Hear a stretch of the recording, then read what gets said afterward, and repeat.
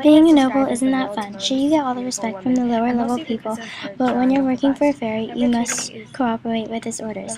The pyramids of Giza is popular. It's so big that you can see it from a faraway village. It's called the Al Haram on Arabic. The pyramids used a lot of slaves and farmers to build the pyramids. It was made for the pharaoh Khufu.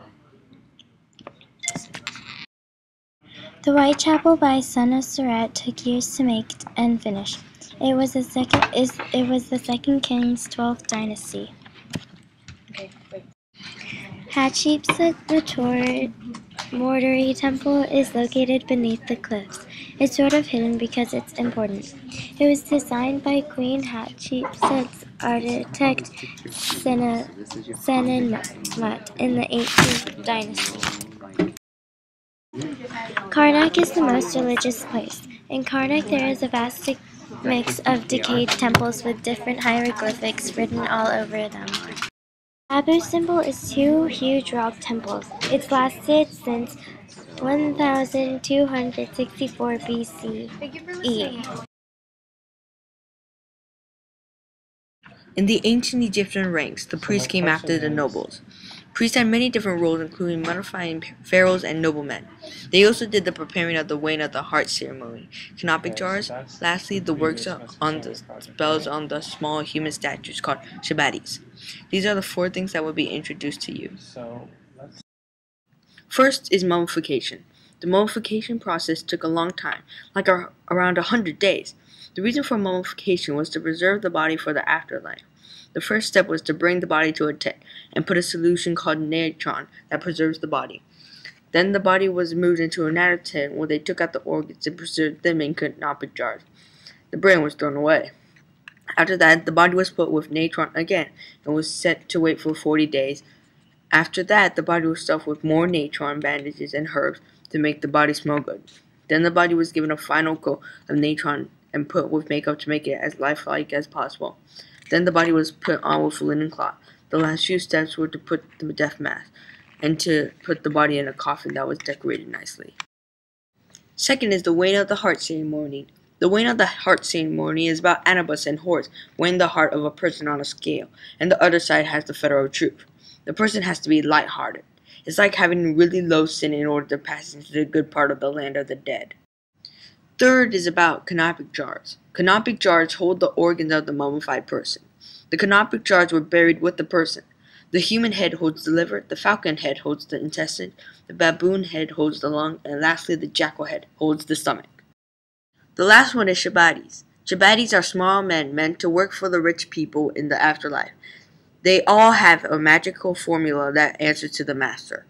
It is usually made out of fuents, wax, clay, wood, stone, terracotta. Tomb has thus preserved the most significant paintings of any Egyptian burial site. On one of her most famous paintings, she holds a scepter and sits beneath a woven reed canopy on an elaborately painted chair on a reed mat. She is also playing a game of Senet. She is trying to defeat her invisible opponent in this game if she is to gain access to the Netherworld. Among the amazing artifacts of Egypt, possibly the Great Sphinx of Giza, second to none, Khafre, the son of Khufu, built his pyramid next to his father's Great Pyramid of Giza. Beside his pyramid, Khafre erected Egypt's largest statue, the Great Sphinx. Khafre's limestone sphinx still guards the entrance to Giza's pyramid cemetery. A stela carved stone between the sphinx's paws tells visitors how the pharaoh Thutmose IV mended and repainted the sphinx during the New Kingdom. Ancient Egyptians were obsessed with the chance of life after death, like the eternal afterlife, so they built King Tutankhamun a death mask to wear after he died. The mask was made out of 22.5 pounds of solid gold. Howard Carter discovered the death mask in 1336 to 1327 AC, and the museum to see it was opened in 1922.